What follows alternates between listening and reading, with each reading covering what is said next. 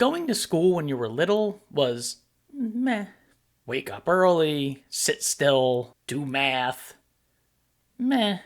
But there was a place where you could escape, but only for a short while, where you could feel a bit of peace and excitement. And that place was the book fair.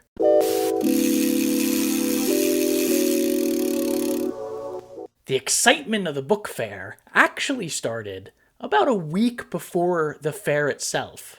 It was when you got handed those sweet Bookfair Flyers. Most of the stuff you had to look at in school was black and white, colorless boredom.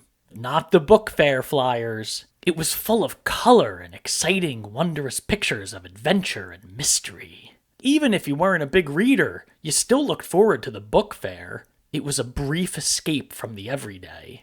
You'd run home and look over the flyer and circle everything. There was a bit of anxiety that went along with this process because there was a good chance you weren't going to get enough money to pick what you wanted. Besides, odds were the books you really wanted wouldn't be there by the time your class went down to the book fair anyway. The night before the book fair was like mini Christmas. Make sure you put that form in your backpack.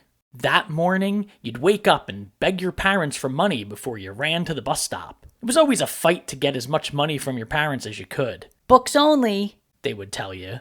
No trinkets or useless items. But did you ever listen? No. Odds are you came home with some unnecessary erasers, highlighters, and bookmarks. Garfield bookmarks were my guilty pleasure. I grew up in a small town, so for most of elementary school, it was an actual bus that pulled up. You would walk into a makeshift library on wheels. As a kid, I was convinced I could definitely live in there and be happy. The smell of the new books would hit you as you first walked in. Memories of your list would fade as all the cool covers hit your eyes. It was actually a bit overwhelming, but you would take a deep breath and go peruse. 7 bookcases lined front to back. It's the sale of your dreams. Don't have a heart attack.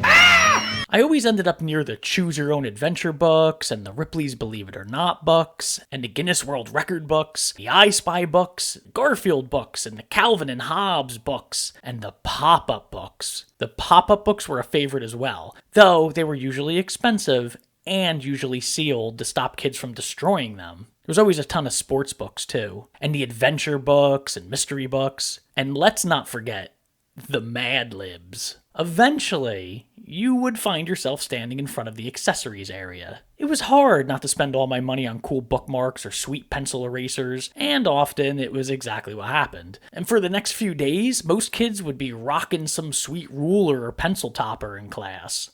Books that came with activities and stickers were also huge favorites. Expensive, but amazing. Then there was the Animorphs, Goosebumps, joke books were super popular, Magic School Bus, Magic Treehouse, and even if you couldn't afford anything and you carried a bit of sadness, there was still the freedom you felt for those precious moments of a book fair. You could just walk around looking at the book covers and cool stuff. One year I forgot to ask for money, and I just sat on the floor looking through where the sidewalk ends until we had to go back to class. I've been obsessed ever since, and it didn't cost me a dime.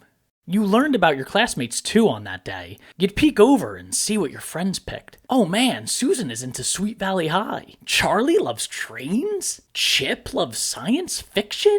And because you couldn't use the books you got in school, you'd have to wait and get home. So it extended the excitement, usually up until about the weekend. And then it was back to the usual boring black and white paper and math and meh. But you could look back fondly and wait until next year when the new Guinness Book of World Records book came out. Only 364 more days left. We all probably got some of those book fair books sitting around in a parent's attic or stored on a shelf somewhere. Maybe it's time to go find some and reminisce about the good times. Maybe even donate some. Unless it's a Mad Libs. The odds are there's some dirty words in that.